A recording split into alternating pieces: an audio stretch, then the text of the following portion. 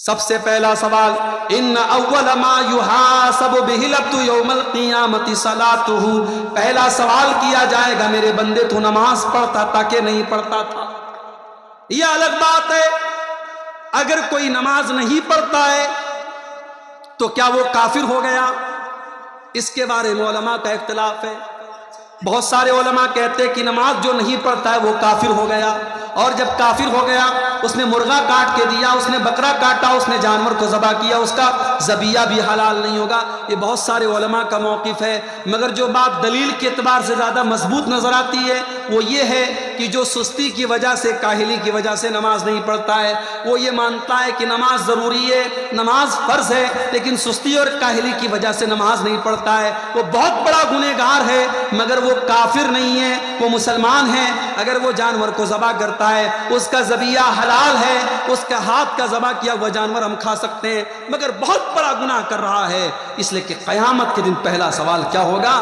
نماز کے بارے میں ہوگا۔ اگر نماز کا معاملہ صحیح ہے تو انسان کامیاب ہے، اگر نماز کا معاملہ گڑبڑ ہے تو انسان ناکام ہو جائے گا۔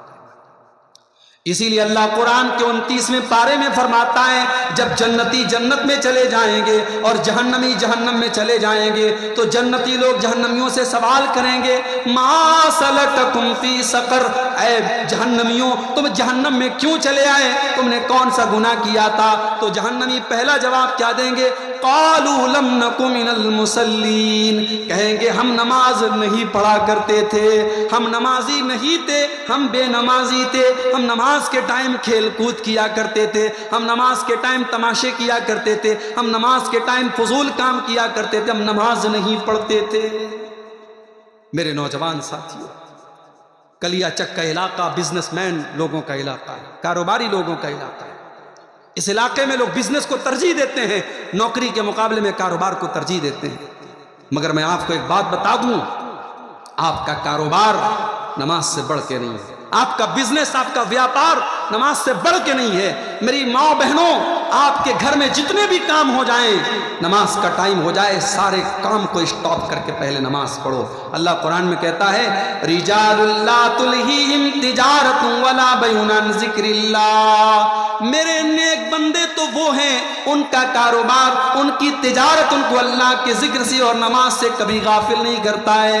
یخافون یوما تتقلب فیہ القلوب والابصار، نماز پڑھنے والے بندے اللہ سے ڈرتے ہیں، ان کے دل میں ڈر ہے اس دن کا جس دن آنکھیں اور دل پلٹ جائیں گے، جس دن لوگوں کا دہشت کے مارے ان کی آنکھیں اپنی جگہ پہ نہیں رہے گی، ان کے دل اپنی جگہ پہ نہیں ہوں گے۔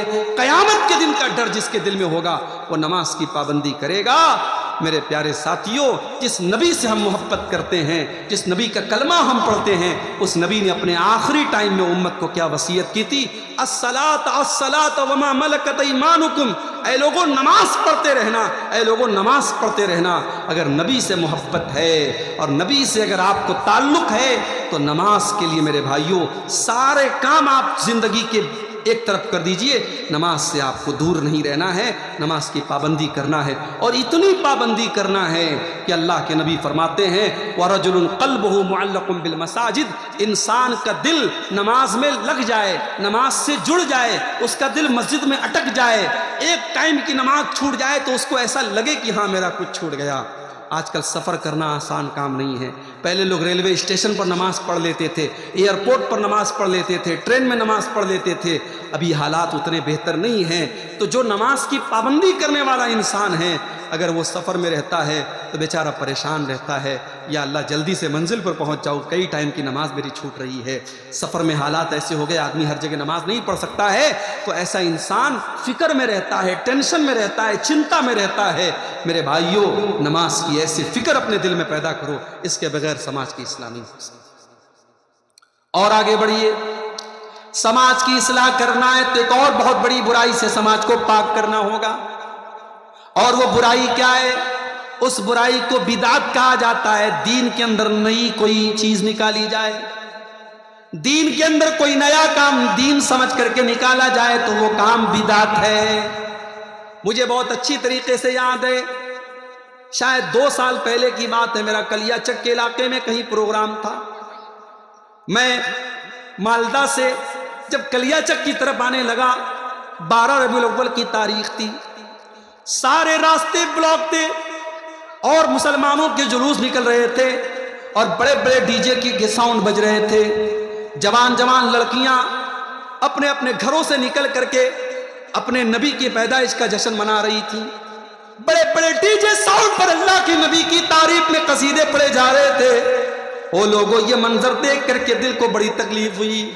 جس نبی نے کبھی میوزک کی آواز کو نہیں سنا، جس نبی نے میوزک کی آواز کو مزمار الشیطان قرار دیا، آج میوزک بجا بجا کے اس نبی کی پیدائش کی خوشی منائی جا رہی ہے۔ جس نبی نے اپنی امت کی عورتوں کو پردہ کرنے کا حکم دیا اور بے پردہ نکلنے سے منع کیا، اسی نبی کی پیدائش کی خوشی کے نام پر جوان جوان لڑکیاں سج دھج کر کے میک اپ کر کے لپسٹک لگا کر کے میک اپ لگا کر کے کریم پاؤڈر لگا کر کے اپنے گھروں سے بہترین کپڑے پہن کر کے نکل رہی ہیں۔ واللہ یہ منظر دیکھ کر کے بڑی دل کو تکلیف پہنچی۔ یہ کام آپ کے کلیا چک کی مارکیٹ میں نے دیکھا، یہ کام ہوا میرے پیارے ساتھیوں۔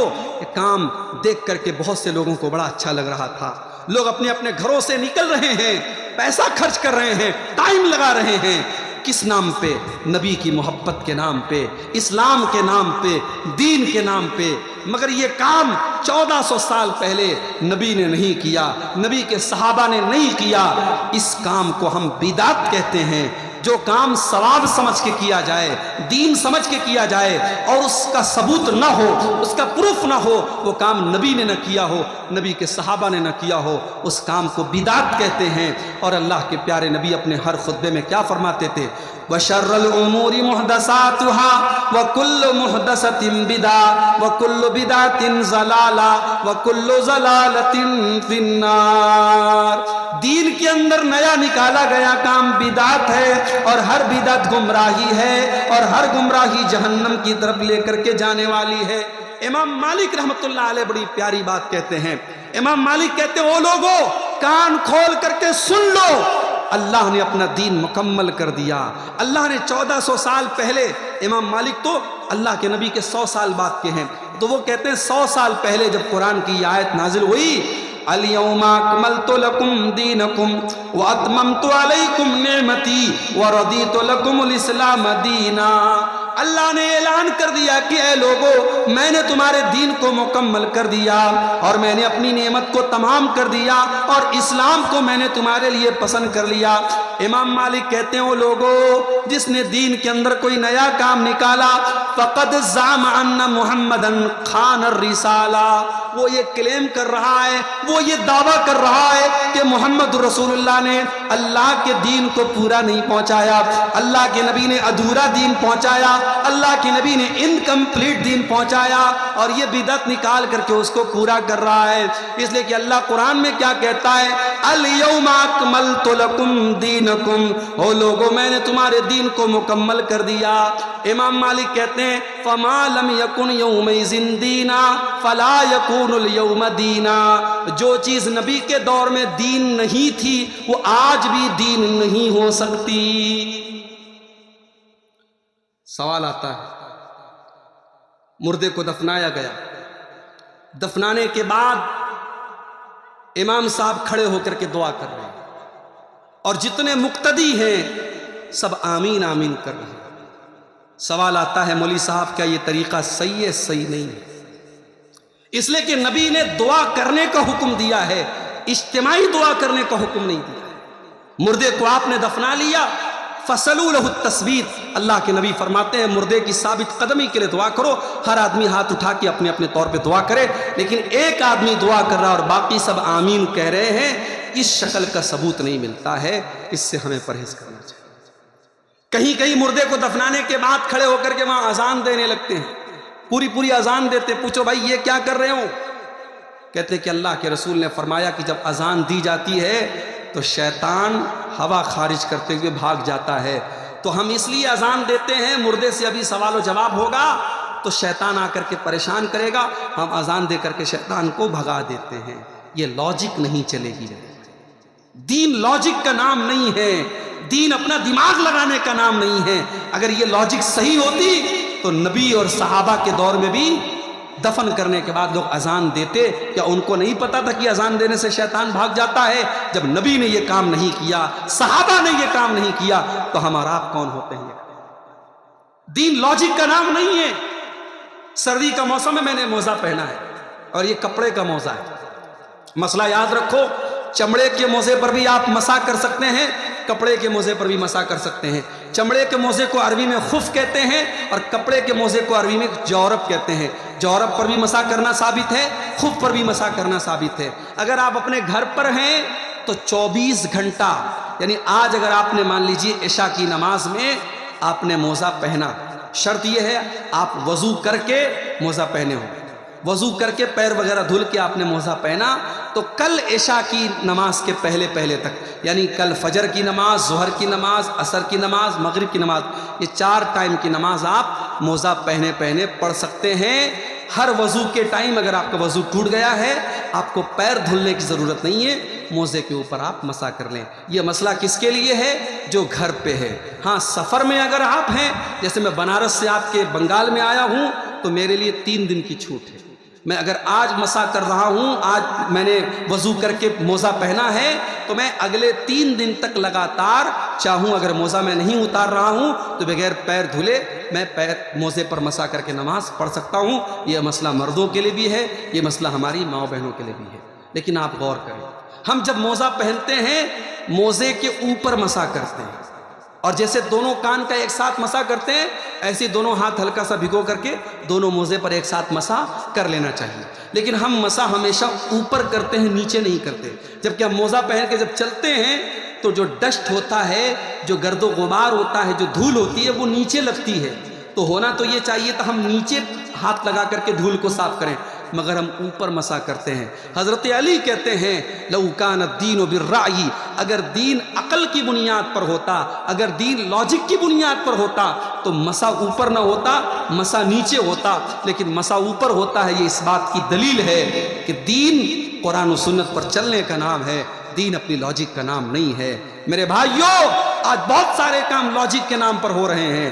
مرنے والا مر گیا، اس کے تیسرے دن بریانی بن رہی ہے، بریانی پکا کر کے مدرسے میں بچوں کو دی جا رہی ہے، محلے کے غریبوں کو دی جا رہی۔ پوچھو بھائی یہ کیا ہے؟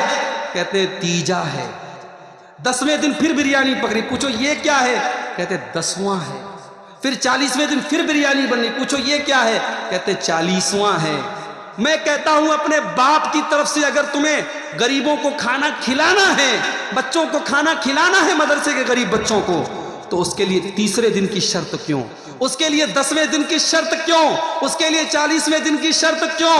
اس کے لیے جس دن باپ کا انتقال ہوا ہے اسی دن ہر سال، جیسے شادی کا آدمی اینیورسری مناتا ہے اور پیدائش کا برتھ ڈے مناتا ہے، ویسے ہی مرنے کے لوگ برسی مناتے ہیں۔ یہ ساری چیزیں بدعت ہے میرے پیارے ساتھیوں، اور اللہ کے نبی نے فرمایا وَكُلُّ بِدْعَةٍ ضَلَالَةٍ، ہر بدعت گمراہی ہے، اور بدعت کرنے والا کل قیامت کے دن اللہ کے پیارے نبی اس کو بھگا دیں گے۔ اللہ کے پیارے نبی جب کل قیامت کے دن اپنی امتیوں کو حوض کوثر کا پانی پلائیں گے، جس کو پینے کے بعد کسی کو پیاس نہیں لگے گی، تو جس نے بدعت کی ہوگی دنیا میں، جس نے دین کے اندر نیا نیا کام نکالا ہوگا، اللہ کے پیارے نبی جب اس کو کوثر کا جام پلانے کی کوشش کریں گے تو فرشتے روک دیں گے۔ فرشتے کہیں گے اللہ کے نبی آپ ان کو حوض کوثر کا پانی نہیں پلا سکتے۔ اللہ کے نبی فرمائیں گے یہ تو میری امت کے لوگ ہیں، یہ تو میرا کلمہ پڑھنے والے لوگ ہیں، اے فرشتوں تم مجھے کیوں منع کر رہے ہو، ان کو پانی کیوں نہیں پلانے دے رہے ہو؟ فرشتے جواب دیں گے انک لا تدری ما احدثوا بعدک، اے اللہ کے نبی آپ نہیں جانتے انہوں نے آپ کے بعد دین میں کون کون سے نئے نئے گل کھلائے ہیں۔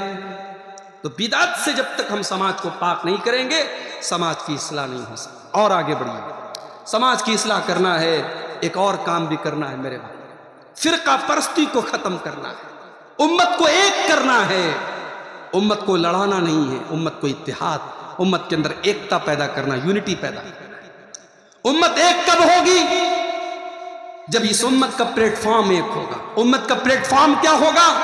وَاعْتَصِمُوا بِحَبْلِ اللَّهِ جَمِيعًا وَلَا تَفَرَّقُوا، اے مسلمانوں تم اللہ کی رسی کو مل کر کے تھام لو اور آپس میں فرقوں میں نہ بٹو۔ ابھی فیس بک کے اوپر ایک ویڈیو آیا، واٹس ایپ کے اوپر ایک ویڈیو آیا، ایک مولوی صاحب تقریر کر رہے ہیں اور تقریر کے دوران یہ کہہ رہے ہیں او لوگو، وہابی جس گھڑے میں پانی پی لے اس گھڑے سے پانی نہ پیا کرو، اس گھڑے کو توڑ دو۔ وہابی جس چارپائی پر بیٹھ جائے اس چارپائی کو توڑ دو، اس چارپائی پر نہ بیٹھو۔ وہ کہتے ہیں کہ کتا اگر تمہارے برتن میں منہ لگا دے تو کتے کا منہ لگایا ہوا برتن تو پاک ہو سکتا ہے، مگر یہ وہابی نبی کا گستاخ ہے، یہ وہابی نبی کی گستاخی کرتا ہے۔ اس وہابی نے جس برتن میں منہ لگا دیا اس برتن کو کبھی تم ہاتھ نہیں لگا سکتے۔ او لوگو، اتنی نفرت کہاں سے لاتے ہو؟ او لوگو، اتنی نفرت تم کہاں سے لاتے ہو؟ اگر تمہیں ہماری رسول کی محبت پر شک ہے، آ جاؤ، ہم کلیجہ چیر کے تمہیں دکھانے کو تیار ہیں۔ ہاں، ہم بدعات و خرافات تو نہیں کر سکتے، ہم تمہاری طرح رسول کی محبت کے نام پر ہم کیک تو نہیں کاٹ سکتے، ہم 12 ربیع الاول کو جلوس تو نہیں نکالتے، لیکن ہاں، ہم تو نبی سے اتنا پیار کرتے، اتنا پیار کرتے۔ ہم نماز پڑھتے ہیں تو ہم وہیں پر ہاتھ باندھتے ہیں جہاں میرے نبی نے نماز باندھا تھا۔ ہم اتحیات میں جب انگلی کو ہلاتے ہیں ہم وہیں پر انگلی کو حرکت دیتے ہیں جہاں پر ہمارے نبی نے حرکت دی تھی۔ ہم تو ہر کام نبی کے طریقے پر چلنے کی کوشش کیا کرتے ہیں۔ وہ لوگوں، اتنی نفرت نہ پھیلاؤ، یہ امت پہلے ہی آج بہت سارے ٹکڑوں میں بٹی ہوئی ہے، اس امت کے اندر پہلے ہی بہت سارے مسائل ہیں، اس امت کو مزید پریشان نہ کرو۔ میرے پیارے ساتھیو، آج تم مرغا کھا کھا کر کے اور بہترین کھانے کھا کھا کر کے تم لوگوں کو توڑنے کا کام کر رہے ہو۔ میرے نبی نے تو پتھر کھا کھا کے لوگوں کو جوڑنے کا کام کیا تھا۔ او لوگوں، میرے نبی نے پتھر کھا کے جوڑا تھا اور تم مرغا کھا کر کے اور تم چکن کھا کر کے لوگوں کو توڑنے کا کام کر رہے ہو۔ او لوگوں، میرے نبی نے تو اس امت کو کیا بنایا تھا؟ آپ نے فرمایا المومن للمومن کالبنیان یشد بعضہ بعضا۔ او لوگوں، مسلمان کو مسلمان کا ہمدرد ہونا چاہیے، مسلمان کو مسلمان کی مدد کرنے والا ہونا چاہیے۔ اللہ کے پیارے نبی ایگزامپل دیتے ہیں، مثال دیتے ہیں، کالبنیان یشد بعضہ بعضا۔ جیسے ایک بلڈنگ کھڑی ہوتی ہے، ایک عمارت کھڑی ہوتی ہے، عمارت کے اندر ہر اینٹ دوسری اینٹ کو طاقت دیتی ہے، ہر مسلمان دوسرے مسلمان کی طاقت بن جائے۔ فلسطین کے بچے مریں تو کلیہ چک کے مسلمان کو بھی درد ہو، اور دنیا کے کسی خطے میں مسلمان کا خون بہے تو بھارت کے مسلمان کو بھی تکلیف پہنچے۔ یہ ہوتا ہے اسلامی محبت اور اسلامی بھائی چارہ۔ میرے نبی نے یہ بھائی چارہ آپ کے اندر پیدا کیا تھا۔ اور میرے بھائیوں، اتنا ہی نہیں، اللہ کے نبی نے یہاں تک فرمایا مثل المؤمنین فی توادہم وتعاطفہم وتراحمہم کمثل الجسد الواحد۔ او لوگو، آپس میں اتنی محبت کیا کرو، اتنی ہمدردی کیا کرو، اتنا پیار کیا کرو جیسے انسان کا شریر ہوتا ہے، جیسے انسان کی باڈی ہوتی ہے۔ اذ اشتکا منہ عضو تداعی لہ سائر الجسد بالسہر والحمى۔ اگر بدن کے اندر کوئی ایک انگ بھی اگر بیمار ہو جاتا ہے، سارا بدن بے چین ہو جاتا ہے، سارا بدن بخار میں مبتلا ہو جاتا ہے، پوری باڈی میں فیور ہو جاتا ہے۔ او لوگوں، جس طریقے سے انسان کا شریر ایک دوسرے سے کنیکٹڈ ہے، اے مسلمانوں تم ایک دوسرے سے کنیکٹڈ ہو جاؤ۔ اسی لیے ہمیں سلام سکھایا گیا۔ دنیا کے اور مذہب کے لوگ، ہمارے ہندو بھائی جب ملتے ہیں کہتے ہیں رام رام، جے شری کرشن۔ ہمارے عیسائی بھائی ملتے ہیں کہتے ہیں گڈ مارننگ، گڈ ایوننگ۔ ہمارے سکھ بھائی ملتے ہیں کہتے ہیں ست سری اکال۔ ان کے اپنے اپنے نعرے ہیں، مگر مسلمان جب ملتا ہے تو کیا کہتا ہے؟ السلام علیکم ورحمۃ اللہ وبرکاتہ۔ مسلمان یہ بولتا ہے، دشمن بھی سامنے آ جائے، اللہ کے نبی نے فرمایا جسے تم پہچانتے ہو اسے بھی سلام کرو، جسے نہیں پہچانتے اسے بھی سلام کرو۔ جب ہم نے سلام کر دیا، ساری نفرت تو ہوا ہو گئی، ساری نفرت تو مٹ گئی۔ جب میں نے اپنے دشمن سے کہہ دیا السلام علیکم ورحمۃ اللہ وبرکاتہ، تو دشمنی تو میں نے تبھی ختم کر دی کیونکہ میں نے کہہ دیا اے میرے دشمن، میں سلامتی کی دعا کر رہا ہوں تیرے لیے، میں رحمت کی دعا کر رہا ہوں تیرے لیے، میں برکت کی دعا کر رہا ہوں تیرے لیے۔ اتنی بڑی دعا جب میں نے دے دی تو پھر دشمنی کہاں رہ گئی؟ اسی لیے اللہ کے نبی فرماتے ہیں کہ میں تم کو وہ نسخہ بتاتا ہوں، او لوگو تم جنت میں نہیں جا سکتے جب تک تم ایک دوسرے سے محبت نہ کرو، اور میں تم کو بتاتا ہوں کہ وہ کون سا طریقہ ہے، جب تم اس پر عمل کرو گے تو ایک دوسرے سے محبت کرنے لگو گے۔ افشوا السلام بینکم، آپس میں سلام کو بڑھاؤ، ایک دوسرے کو سلام کیا کرو، جتنا سلام کو بڑھاؤ گے اتنی محبت تمہارے اندر پیدا ہوگی۔ میرے بھائیوں، سماج کی اصلاح کرنا ہے، نفرت کو ختم کرنا پڑے گا، فرقہ پرستی کو ختم کرنا پڑے گا۔ ٹھیک ہے مسلک کا اختلاف ہے، ہمارے بہت سارے مسلمان بھائی بہت ساری غلطیوں میں مبتلا ہیں، ہم پیار سے، محبت سے، اخلاق سے ان کی ہم اصلاح کریں گے، مگر ہم نفرت کا چورن نہیں بانٹیں گے، ہم نفرت کا پرچار نہیں کریں گے، ہم گلے لگ کر کے محبت کے ساتھ کام کریں گے۔ میرے بھائیوں، سماج کی اصلاح کرنا ہے، ایک اور کام بھی کرنا ہے۔ ابھی 2-3 ہفتہ پہلے جمعہ کا خطبہ میں نے اسی کلیا چک میں ایک جگہ پڑتی ہے مالدار پاڑا، وہاں پہ میں نے جمعہ کا خطبہ دیا، ٹائم دیا میں نے، لیکن مجبوری آ گئی، میرا پروگرام رات میں کھڑگپور میں تھا، ٹرین سے مجھے صبح وندے بھارت سے ہاوڑا سے آپ کے مالدہ اترنا تھا، ٹرین میری 5 منٹ میں لیٹ پہنچا، مس ہو گئی، میرا جمعہ بھی راستے میں چلا گیا، جمعہ میں نہیں پڑھا پایا۔ کل میرے پاس ایک میسج آیا، اسی مالدار پاڑا کے ایک نوجوان کا میسج آیا، اور اس نے کہیں سے میرا نمبر حاصل کیا، اسی لیے میں نمبر بھی عام طور سے نوجوانوں کو نہیں دیتا ہوں، کیونکہ مجھے معلوم ہے ہر طریقے کے لوگ ہوتے ہیں۔ میں جمعہ کے خطبے میں نہیں پہنچ پایا تو اسی کلیا چک کے اسی علاقے کے ایک نوجوان نے مجھے میسج کیا اور کہا کہ مولوی صاحب آپ بہت بڑے دھوکے باز ہیں، بہت بڑے دھوکے باز ہیں، آپ نے دھوکہ دیا ہے۔ یہ آج ہمارے نوجوان کا حال ہے۔ آپ اپنے مہمان کی، اپنے عالم کی عزت نہیں کر سکتے تو میرے بھائی ایسے اخلاق کا کیا مطلب؟ آج ہمیں اپنے اخلاق کو بھی سدھارنے کی ضرورت ہے۔ ہم اہل حدیث ہیں، ہم شرک نہیں کرتے، ہم مزار پہ سجدہ نہیں کرتے، اس کا مطلب یہ نہیں کہ ہمارے 100 خون معاف ہو جائیں گے، ہمیں اپنے اخلاق کو بھی اچھا بنانا پڑے گا۔ حضرت ابو ذر غفاری رضی اللہ تعالیٰ عنہ اللہ کے نبی کے پاس آتے اور کہتے ہیں اللہ کے نبی مجھے کوئی وصیت کر دیجئے، مجھے کوئی امپورٹنٹ بات بتا دیجئے، مجھے کوئی مہتوپورن بات بتا دیجئے۔ اللہ کے نبی 2 باتیں ان کو بتاتے ہیں، اور کلیا چک والوں، سلطان گنج والوں، یہ 2 باتیں اگر آپ نے نوٹ کر لی میں سمجھتا ہوں کہ میری پوری تقریر کامیاب ہو جائے گی۔ یہ 2 باتیں اگر آپ نے سیکھ لی، اللہ کے نبی ابو ذر غفاری سے کہتے ہیں اے ابو ذر غفاری اتق اللہ حیث ما کنت، تم جہاں بھی رہو اللہ سے ڈرو، اپنے گھر میں ہو تب بھی اللہ سے ڈرو، مسجد میں ہو تب بھی اللہ سے ڈرو، جلسے میں گئے ہو تب بھی اللہ سے ڈرو، اور مارکیٹ میں ہو تب بھی اللہ سے ڈرو، اپنے کمرے میں بند ہو تب بھی اللہ سے ڈرو، اور پبلک کے سامنے ہو تب بھی اللہ سے ڈرو۔ اتق اللہ حیث ما کنت، اے ابو ذر غفاری تم جہاں پر بھی رہو اللہ سے ڈرتے رہنا۔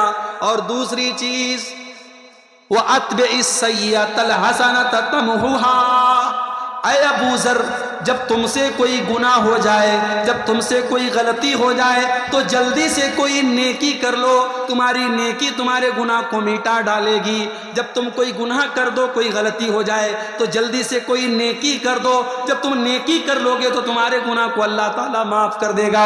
اور تیسری چیز وَخَالِقِ النَّاسَ بِخُلْقٍ حَسَنٍ، اے ابو ذر لوگوں سے اچھے اخلاق سے پیش آیا کرو، لوگوں کے ساتھ برا ویوہار نہ کیا کرو، لوگوں کے ساتھ بدتمیزی نہ کیا کرو۔ میرے نوجوان ساتھیوں، اپنے اخلاق کو بہتر بناؤ، اپنے اخلاق کو بہتر بناؤ، اپنی گفتگو کو، اپنے بیہیویئر کو اچھا بناؤ۔ حضرت لقمان اپنے بچے کو کیا نصیحت کرتے ہیں؟ وَلَا تُسَئِرْ خَدَّكَ لِلنَّاسِ، اے میرے بچے تو گال پھلا کر کے لوگوں سے نہ ملا کر، اے میرے بچے تو گال پھلا کر کے لوگوں سے نہ ملا کر، وَلَا تَمْشِ فِي الْأَرْضِ مَرَحًا، اور تو زمین میں اکڑ کر کے نہ چلا کر۔ 4 پیسے کما لیے تو اکڑا نہ کرو، تمہارے پاس بڑے بڑے نیتاؤں سے تمہارا تعلق ہو گیا، تم ایم ایل اے صاحب کے ساتھ چلنے لگے، تم ایم پی صاحب کے ساتھ چلنے لگے، تم پریزیڈنٹ کے ساتھ چلنے لگے، تم پردھان منتری کے ساتھ چلنے لگے، تمہارے اندر اہنکار آ گیا، تمہارے اندر تکبر آ گیا۔ وَلَا تَمْشِ فِي الْأَرْضِ مَرَحًا، تم زمین میں اکڑ کر کے نہ چلا کرو۔ تکبر اللہ کو پسند نہیں ہے۔ ایک آدمی مارکیٹ میں جا رہا، بہت سارا سامان اس نے لیا تھا، وہ ایک کلی کو تلاش کرنے لگا، کوئی کلی مل جائے، کوئی پورٹر مل جائے میرے سامان کو اٹھانے والا تو مجھے کچھ مدد مل جائے۔ ایک آدمی کو دیکھا سمپل ڈریس میں ہے، سمجھا یہ کلی کا کام کرتا ہے، کہا بھائی میرا یہ سامان میرے گھر تک پہنچا۔ اس آدمی نے اس کا سارا سامان اپنے سر پہ اٹھایا، اس کے ساتھ جانے لگا۔ راستے میں جو لوگ دیکھتے تو جو آدمی سامان اٹھائے ہوئے تھا اس کو دیکھ کے کہتے السلام علیکہ یا ابا عبداللہ، السلام علیکہ یا ابا عبداللہ، اے ابو عبداللہ آپ پر سلام، اے ابو عبداللہ آپ پر سلام۔ اب یہ بیچارہ پریشان تھا، سب لوگ اس کو سلام کر رہی ہے کون آدمی؟ تو ایک آدمی سے پوچھا کہ بھائی یہ کون آدمی ہے جس کو میں نے اپنا سامان اٹھانے کا کام دیا ہے؟ کہا ارے تم کو پتہ نہیں یہ کون ہے؟ یہ اللہ کے رسول کے صحابی سلمان فارسی ہیں، اور یہ اس شہر کے گورنر ہیں، یہ مدائن کے گورنر ہیں۔ کہا یا اللہ، مدائن کے گورنر سے میں کولی کا کام کروا رہا ہوں؟ کہا ارے حضرت معاف کیجئے میں نے پہچانا نہیں تھا، جلدی سے یہ سامان اتار دیجئے۔ کہا نہیں، اب جب تک یہ سامان تمہارے گھر میں نہیں پہنچا دوں گا میں اپنے سر سے یہ سامان نہیں اتاروں گا۔ ان کے گھر تک سلمان فارسی نے وہ سامان پہنچایا۔ یہ سلمان فارسی کا اخلاق تھا، یہ صحابی کا اخلاق تھا۔ میرے نوجوان ساتھیوں، ہمیں اور آپ کو اپنے اخلاق کا بھی جائزہ لینے کی ضرورت ہے۔ قیامت کے دن اللہ کے یہاں جب ہماری نیکیوں کو تولا جائے گا تو جیسے روزے کو تولا جائے گا، نماز کو تولا جائے گا، زکوٰۃ کو تولا جائے گا، صدقہ خیرات کو تولا جائے گا، ہمارے اخلاق کو بھی تولا جائے گا۔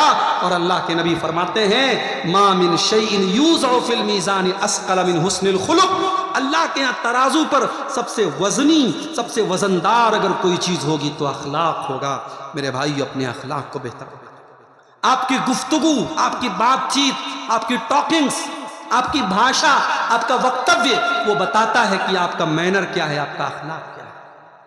اسی لیے حضرت لقمان اپنے بچے سے کہتے ہیں اے میرے بچے، اونچی آواز میں لوگوں سے بات نہ کیا کر، وَقْصِدْ فِي مَشِيكَ وَاغْضُضْ مِنْ صَوْتِكَ، جب تو چلا کر تو تیری چال بھی بہت تیز نہ ہو بلکہ بیچ کی چال ہو، اور جب تو بولا کر تو بہت چلا کر کے نہ بولا کر، درمیانی آواز میں بولا کر۔ إِنَّ أَنْكَرَ الْأَصْوَاتِ لَصَوْتُ الْحَمِيرِ، سب سے بری آواز گدھے کی آواز ہوتی ہے۔ جانتے ہو گدھے کی آواز سب سے بری کیوں ہوتی ہے؟ کیونکہ گدھے کی آواز میں کوئی ردم نہیں ہوتا ہے، کوئی لے نہیں ہوتی ہے، کوئی سر نہیں ہوتا ہے، گدھا بس چلاتا ہے۔ تو چلانے والوں کو اللہ کے نبی نے پسند نہیں کیا ہے۔ میرے بھائیو، اپنے اخلاق کو بہتر